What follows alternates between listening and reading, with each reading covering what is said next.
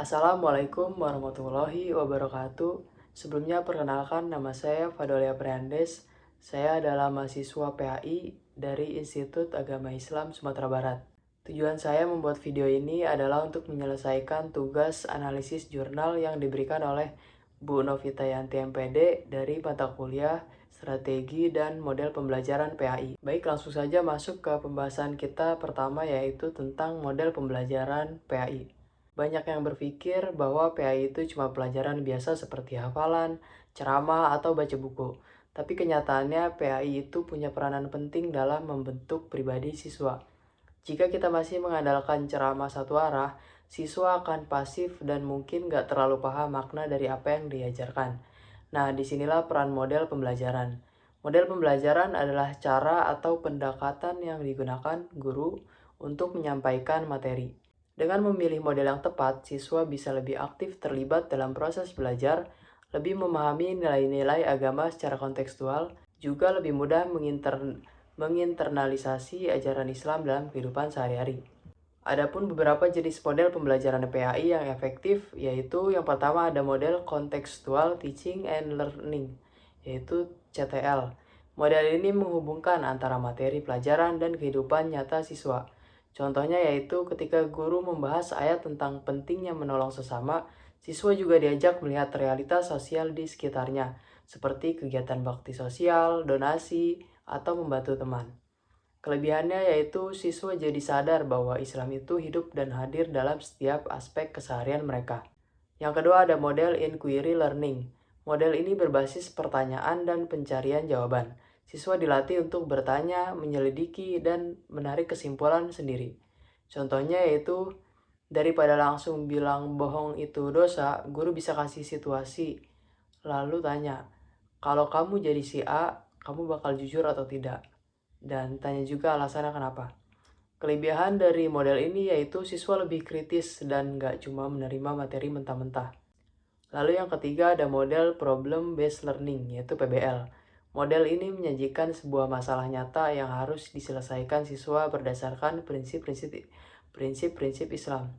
Contohnya yaitu bagaimana menyikapi perbedaan pendapat dalam Islam, atau bagaimana cara menyikapi konten negatif di media sosial menurut ajaran agama Islam.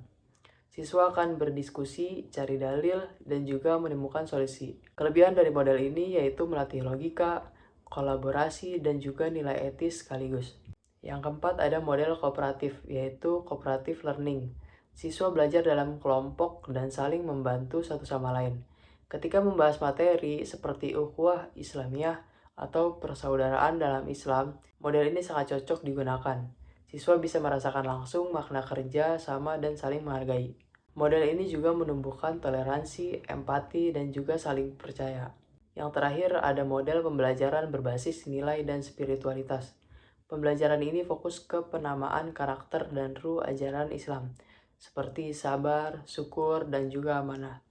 Model ini bisa disisipkan di semua pendekatan tadi dan sangat cocok untuk membangun kepribadian siswa agar tidak hanya tahu, tapi juga siswa itu mengamalkan. Itulah beberapa model pembelajaran PAI yang dapat saya kumpulkan. Meskipun model-model tadi sangat bagus, penerapannya di lapangan tetap mempunyai tantangan. Beberapa tantangannya itu antara lain yaitu, pertama, guru belum terbiasa dengan model pembelajaran aktif. Yang kedua, kurangnya pelatihan atau workshop tentang inovasi pembelajaran. Yang ketiga, terbatasnya waktu juga fasilitas. Yang keempat, kurikulum yang padat dan menuntun penyelesaian materi cepat. Solusinya yaitu perlu adanya upaya pelatihan berkelanjutan, dukungan dari kepala sekolah, dan juga inovasi dari guru itu sendiri. Dengan model pembelajaran yang tepat, kita dapat melihat langsung perubahan yang terjadi pada siswa. Yang pertama, mereka jadi lebih aktif, bukan hanya diam dan mencatat. Yang kedua, mereka belajar berpikir dan mengambil keputusan yang islami. Yang terakhir yaitu mereka lebih sadar akan pentingnya nilai-nilai agama dalam kehidupan. Bahkan hal ini bisa mempengaruhi cara mereka bersikap di luar sekolah, misalnya yaitu di rumah, di masyarakat, dan juga di dunia digital seperti media sosial. Jadi kesimpulan dari pembahasan tadi yaitu adalah model pembelajaran PAI bukan hanya soal teknik mengajar, tapi juga soal bagaimana kita mentransformasikan nilai Islam ke dalam kehidupan siswa. Model seperti CTL, Inquiry, PBL, dan kooperatif adalah alat yang bisa membuat proses itu lebih efektif dan bermakna juga menyenangkan. Dengan pendekatan yang tepat, kita bisa menjadikan PAI sebagai pelajaran yang tidak hanya membentuk pengetahuan, tapi juga membangun hati dan karakter. Mungkin cukup sekian pembahasan kali ini. Kurang lebihnya mohon maaf. Wassalamualaikum warahmatullahi wabarakatuh.